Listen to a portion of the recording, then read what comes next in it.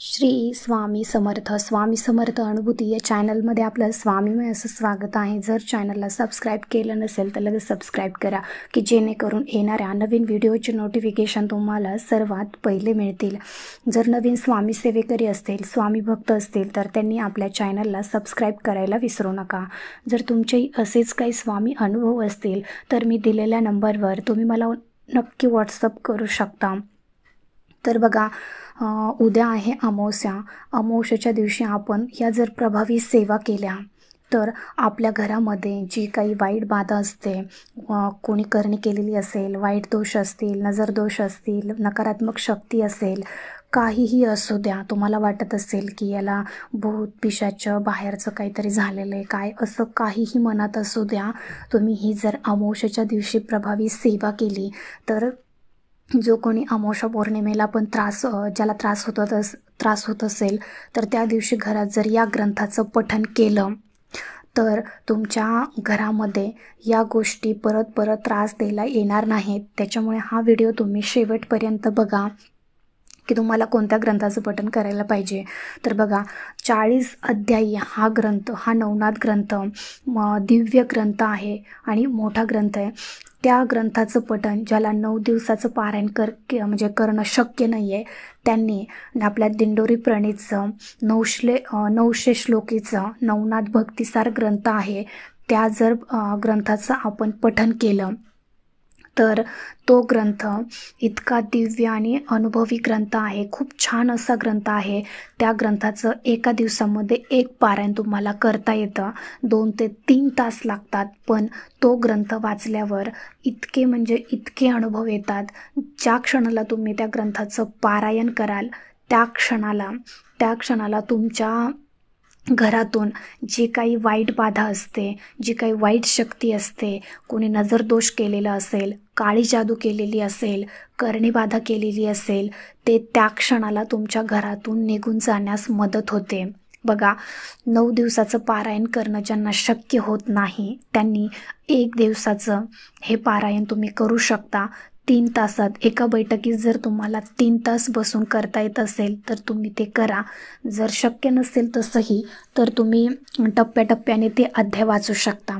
आता ते 900 श्लोकीमध्ये तुम्हाला सगळे 9 अध्याय आहेत, तर ते 9 अध्याय शाबरी कवच मंत्र आहे, नवनाथांचं मंत्र आहे, असे सुरुवातीला ह्या सेवा दिलेल्या आहेत आणि 9 अध्याय आहेत। त्याच्यानंतर दत्त महाराजांची आरती आहे, नवनाथ महाराजांची आरती आहे। तर हे तुम्ही नक्की 3 तासामध्ये कव्हर करू शकता। जर तुम्हाला एका बैठकीमध्ये होत नसेल तर तुम्ही 3 अध्याय 2 अध्याय करून तुम्ही रात्रीच्या 4च्या आत हे संपवायचं आहे। फक्त 12 ते 12:30 मध्ये ही सेवा करायची नाही, कारण आपले दत्त महाराजांच्या भिक्षेचा टाईम असतो, त्याच्यामुळे कुठल्याही ग्रंथाचं वाचन हे 12 ते 12:30 मध्ये करायचं नाही। तर हा ग्रंथ इतका दिव्य आहे, साक्षात गुरुमाऊली सांगतात की ह्या ग्रंथाचं जर तुम्ही नित्यसेवेमध्ये 2 अध्याय जर पठण केले तर तुमच्या घराची जबाबदारी साक्षात आपले नवनाथ घेत असतात। म्हणजे की घरावर जे काही संकट येतात, जे काही कोणी असे बाहेरचं जर असेल काही घरामध्ये किंवा वाईट शक्ती असेल किंवा एखादी व्यक्ती कोणत्या तरी कारणावरून अमावस्या पौर्णिमेला भांडणं करते, विनाकारणच करते, तर हे सगळी जबाबदारी, आपल्या घराची जबाबदारी, सुरक्षिततेची जबाबदारी आपल्या नवनाथांची असते, असे आपल्याला साक्षात गुरुमाऊली सांगतात। आणि जर तुम्हाला वाटत असेल ना खूपच बाधा आहे आणि खूप त्रासलेला आहे तर साक्षात 36 पारायण सुद्धा या ग्रंथाचे केले जातात, कारण 3 तासामध्ये हे एक पारायण केलं जातं। म्हणजे रोज जर तुम्ही एक पारायण केलं तर असे 36 दिवसामध्ये 36 पारायण होतात आणि 36 पारायण केल्याच्या नंतर तुमच्या घरामध्ये म्हणा, पुढच्या पिढ्यांमध्ये म्हणा, किंवा जो काही पितृदोषाचा त्रास असेल म्हणा, भूताखेतांचा कसलाही त्रास असू द्या, या नवनाथ ग्रंथापुढे काहीच टिकत नाही। आणि इतकी दिव्य अशी शक्ती आहे या ग्रंथामध्ये, अक्षरशः आम्ही केंद्रामध्ये बघतो जेव्हा हे 36 पारायण करतात लोक किंवा हे पारायण वाचायला सुरुवात केली तर ते जी काही आपली बाहेरची बाधा असते किंवा जी काही वाईट शक्ती असते तेव्हा ते पारायण करताना वाचू देत नाही. कधी कधी डोकं जड पडतं, अंग दुखायला लागतं, असं बधीर झाल्यासारखं होतं, वाचू वाटत नाही, कधी मी उठते असं होतं. म्हणजे जे आपल्या वाईट शक्ती असतात त्या आपल्याला ही सेवा करू देत नाहीत. जेव्हा बघा तुम्ही हे निरीक्षण प्रत्येक स्वामी भक्ताचं हे निरीक्षण असेल की जेव्हा तुम्ही जास्त सेवा करता तेव्हा आपल्या घरामध्ये जास्त भांडणं, क्लेश असं जास्त जास्त वाढत जातं. असं का होतं बघा, जेव्हा तुमची जी काही वाईट शक्ती असते, नकारात्मकता असते, ती आपल्याला देवधर्म करू देत नाही किंवा चांगल्या गोष्टी काही करू देत नाही. जे आता वाईट गोष्ट असते त्याला वाटतं वाईटच सगळं करत राहावं, असं वाईट गोष्टीला जर चांगल्या गोष्टी केल्या तर ते कधी जमत नाही. त्याच्यामुळे आपण जेवढं जास्त पूजापाठ करू किंवा ग्रंथ पारायण करू तेवढं जास्त वाईट शक्ती आपल्याला त्रास देते. पण एक वेळेस असं होतं, आपली जेवढी जास्त सेवा म्हणजे वाढते तेव्हा अशी वाईट शक्ती म्हणजे एका वेळेला असं होऊन जातं की ती वाईट शक्ती अक्षरशः देवापुढे नतमस्तक होते, स्वामींपुढे नतमस्तक होते, नवनाथांपुढे नतमस्तक होते, डोकं आपटते आणि म्हणते की मला या त्रासातून मुक्त करा, परत मी या घराला त्रास द्यायला येणार नाही. अक्षरशः हे असं घडतं. कोणाकोणाला तर असं होतं, जो कोणी वाचतो त्या वाचणाऱ्याला असं वाटतं की आपल्यापासून कोणीतरी त्या सावलीमध्ये निघून गेलेलं आहे. कोणीतरी नसतं, ते तुमच्या जी काही म्हणजे तुमच्यात जी काही वाईट शक्ती असते ती निघून जाते, ती त्यांना सावलीच्या रूपामध्ये दिसत असते. असं म्हणजे इतके दिव्य अनुभव या ग्रंथाने आलेले आहेत. आणि 900 श्लोकी म्हणजे कोणी पण हा 3 तासामध्ये पारायण करू शकतो. पहिल्या वेळेस तुम्हाला वाचताना थोडासा त्रास होईल, पण जसजसं तुम्ही हे वाचन म्हणजे पारायण करत राहाल तसतसं तुम्हाला एक आवड निर्माण होऊन जाईल आणि तुमच्यामधली जी काही नकारात्मकता आहे ती निघून गेल्यावर तर आपोआपच तुमच्या मनात गोडी निर्माण होते ते पारायण करण्याची, वाचण्याची. कारण खूप छान असा तो ग्रंथ आहे. कारण आजच्या धकाधकीच्या काळामध्ये कोणाला वेळ मिळत नाही आहे किंवा 9 दिवस एवढं पाळणं शक्य होत नाही, नियम वगैरे. त्याच्यामुळे तुम्ही हे छोट्याशा ग्रंथाचं म्हणजे 900 श्लोकीचं 1 दिवसामध्ये एक पारायण करू शकता. गुरुवारी करा, गुरुवारी केलं तर अतिशय प्रभावशाली आहे. पण अमावस्या दिवशी तुम्ही हे करायला विसरू नका. अमावस्या बघून जर तुम्ही हे पारायण केलं तर अतिशय प्रभावी आहे. कारण का तर ज्यांना कोणाला बाहेरचं असतं ते अमावस्या पौर्णिमेला जास्त त्रास देतं. त्याच्यामुळे तुम्ही जर हे ग्रंथाचं पारायण त्याच दिवशी केलं तर ते त्रास तर त्या दिवशी तर त्रास द्यायचं सोडाच, पण बाकीच्या दिवशीही तुमच्या घरात ते प्रवेश करणार नाहीत. का तर आपल्या नाथांवर जबाबदारी राहते आपल्या घराची की या घरावर काही संकट येऊ द्यायचं नाही असं. तर याचे नियम काय आहेत बघा. जसं आपण 9 दिवसाचं पारायण करताना नियम पाळतो की ब्रह्मचर्य ज्या दिवशी तुम्ही हे पारायण करणार आहात मग ते अमावस्या दिवशीच करा.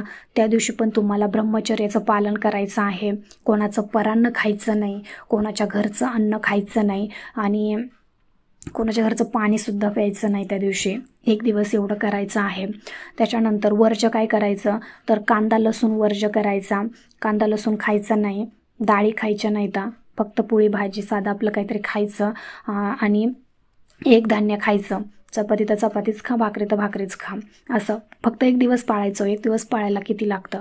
आणि तुमचं जेव्हा पारायण वाचून होईल त्याच्यानंतर तुम्ही नैवेद्य दाखवायचं. तर नैवेद्याला उडदाचे वडे हे खूप आपल्याला म्हणजे प्रिय आहेत पारायणाला. तर 9 दिवसाच्या बघा उद्यापनाला आपण खूप सारं एक पित्रासारखं मोठं म्हणजे खूप पदार्थ बनवत असतो. जर तुम्हाला तेवढं शक्य नसलं तर तुम्ही कमीत कमी खीर, जोंधळ्याची खीर आणि उडदाचे वडे एवढं तरी प्रसादाला बनवा. यथाशक्ती तुम्ही काही करू शकता प्रसादाला, पण प्रसादामध्ये तुम्ही उडदाचे वडे आवश्यक बनवा. जमलं त्या दिवशी तर तुम्ही उद्यापन म्हणून बालकांना जेव घालू शकता, एखाद्या जोडप्याला जेव घालू शकता. तुम्हाला जसं जमेल तसं तुम्ही करा हे पारायणाचं उद्यापन. पण एका दिवसाच्या पारायणाचं खरंच अनुभव इतका दिव्य आहे. तुम्ही त्या ग्रंथाचं पारायण एकदा तरी करून बघा. आयुष्यात येऊन एकदा तरी नवनाथ ग्रंथाचं पारायण करा. आणि ज्यांना कोणाला असं वाटत असेल ना की आपल्या घरात अशा शक्ती आहेत, अशा वाईट शक्ती आहेत, आपल्याला त्रास देत आहेत, तर त्यांनी तर आवर्जून हे पारायण करा. तुम्ही इकडे तिकडे फिरत बसण्यापेक्षा, ह्या बाबाला विचारण्यापेक्षा, त्या बाबाला विचारण्यापेक्षा, आमच्या घराला काय कोणाची नजर लागली का ते बघण्यापेक्षा, असं तुम्ही कोणाला काहीही विचारू नका. हा ग्रंथ तुम्ही तुमच्या शेजारच्या मठात, स्वामींच्या मठात म्हणा किंवा केंद्रात म्हणा किंवा धार्मिक दुकानात जर तुम्हाला नवनाथ ग्रंथ मिळाला तर तिथून तुम्ही तो घेऊन या. त्याची किंमत काही जास्त नाही, फक्त 42 रुपये किंमत आहे. तो ग्रंथ तुम्ही घरी घेऊन या, तो ग्रंथ वाचायला सुरुवात करा. तुमच्या घरातले हळूहळू सगळ्या वाईट शक्ती निघून जातात की नाही बघा. काही नाही, पूजा मांडणी वगैरे करायची पण काही गरज नाही. त्या दिवशी तुमचे देवघर आहे, तिथे स्वामींचा फोटो आहे, दत्त महाराजांचा फोटो असेल, तिथेच तुम्ही बसा आणि तो पूर्ण ग्रंथ वाचून काढा. 900 श्लोकीचा आहे तो. तुम्ही पूर्ण ग्रंथ वाचा, नैवेद्य दाखवा, आरती करा, वाटलंच तर जोडपं जीव घाला. यथाशक्ती तुम्हाला जसं वाटेल तसं करा.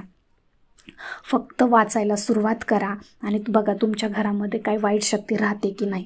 तुम्हालाच तुमचे अनुभव म्हणजे बदल बघायला मिळतील किंवा अनुभवायला मिळतील की म्हणजे काय अगोदरचं तुमचं आयुष्य, घरामधलं वातावरण कसं होतं आणि आत्ता कसं आहे हे तुम्ही स्वतः अनुभवाल. तर मग जर ह्याच्यामध्ये आणखीन तुम्हाला काही प्रश्न असतील तर तुम्ही मला कमेंटमध्ये नक्की विचारा.